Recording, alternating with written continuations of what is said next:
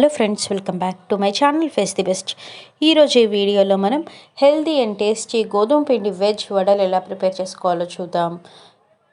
వడలు ప్రిపేర్ చేసుకోవడానికి ముందుగా ఒక మిక్సింగ్ బౌల్ తీసుకొని అందులో ఒక 1 కప్ గోధుమ పిండి, 1/4 కప్ బియ్యం పిండి, రుచికి సరిపడా ఉప్పు, చిటికెడు పసుపు, ఒక 1/4 స్పూన్ గరం మసాలా, అలాగే ముందుగానే కట్ చేసి పెట్టుకున్న కూరగాయ ముక్కలు మీకు ఏవి అవైలబుల్ ఉంటే అవి వేసుకోవచ్చు. క్యారెట్, నేనైతే ఇక్కడ క్యారెట్, టమాటో, ఉల్లిపాయలు, పచ్చిమిరపకాయలు, కరివేపాకు, కొత్తిమీర వేసుకున్నాను. అండ్ అలాగే ఒక 3 స్పూన్స్ నూనె వేసుకొని ఫస్ట్ అయితే బాగా మిక్స్ చేసేసుకుంటున్నాను. మనకి టమాటో ఇంకా ఆనియన్స్లో కొంచెం తడి ఉంటుంది కదా, ఫస్ట్ దాన్ని మిక్స్ చేసుకొని తర్వాత వాటర్ వేసుకుంటే మనకి లూజ్ అవ్వకుండా ఉంటుంది.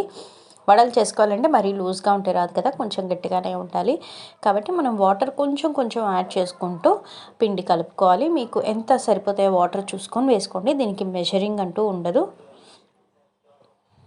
సో ఇలా మనం పిసుకుతూ కలుపుకుంటే ఏమవుతుందంటే ఆనియన్స్లో ఉన్న తడి, టమాటోస్లో ఉన్న తడి కూడా బయటకు వస్తుంది. కాబట్టి చూసుకుంటూ వేసుకోవాలి. ఉప్పు కూడా వేసాం కదా, సో మనము వడల పిండిలాగా గట్టిగానే కలుపుకోవాలన్నమాట.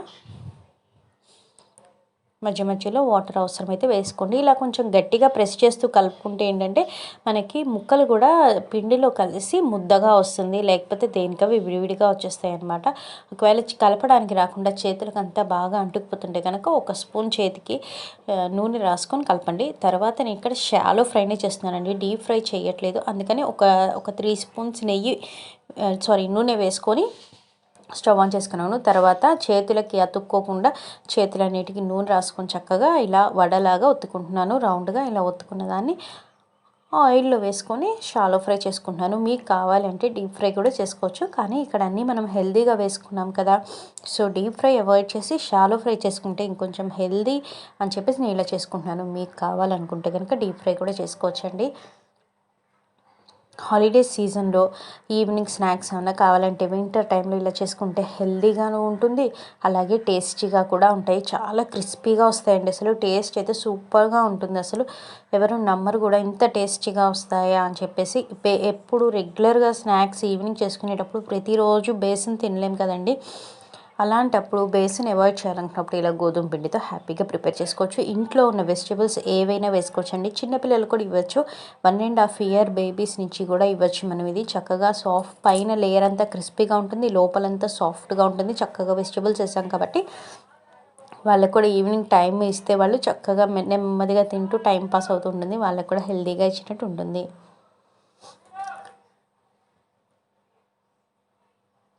సో ఇలా మనకి 2 సైడ్స్ ఫ్రై అయిన తర్వాత మంచిగా గోల్డెన్ కలర్లో తీసేసుకోవటమే. సో ఇప్పుడు ఇది ఇంకొంచెం కాలాలి, అందుకని ఒక నిమిషం ఉంచుకున్నాను. ఇది కూడా మొత్తం చక్కగా మంచి గోల్డెన్ కలర్లో వచ్చిన తర్వాత తీసేసుకొని మిగిలిన పిండిని కూడా ఇలాగే వడల్లాగా వేసేసుకోవడమే. దీన్ని మీరు వడలు అనొచ్చు, కట్లెట్ అనొచ్చు, మీకు ఏ నేమ్ కావాలంటే ఆ నేమ్ పెట్టుకోవచ్చు. హెల్తీగా తినాలి అనుకుంటే ఇలా గోధుమ పిండి, బియ్య పిండితో చేసుకోండి. మీరు కావాలంటే వాము కానీ జీలకర్ర కానీ యాడ్ చేసుకోవచ్చు. సో ఇప్పుడు మళ్ళీ నేను మిగిలినవి ఇంకొన్ని వేసి చేసేసుకుంటున్నాను. ఇందులో వెజిటేబుల్స్ బీట్రూట్ వేసుకోవచ్చు, క్యాబేజ్ వేసుకోవచ్చు, లేదంటే పిల్లలు ఏవైతే తినరో అవి కూడా వేసుకొని హ్యాపీగా పెట్టేసుకోవచ్చు. లంచ్ బాక్స్లో కూడా చాలా బాగుంటాయండి ఇవి.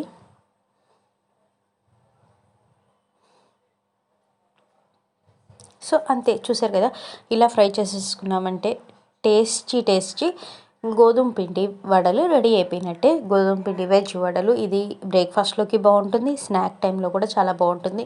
డిన్నర్కి కూడా రొటీన్గా ఉప్మా కానీ దోశలు ఇలాంటివి చేసుకొని బోర్ అనిపించింది, చపాతీ రెగ్యులర్ అయిపోయింది అనుకున్న వాళ్ళు ఇలా ప్రిపేర్ చేసేసుకోవచ్చు.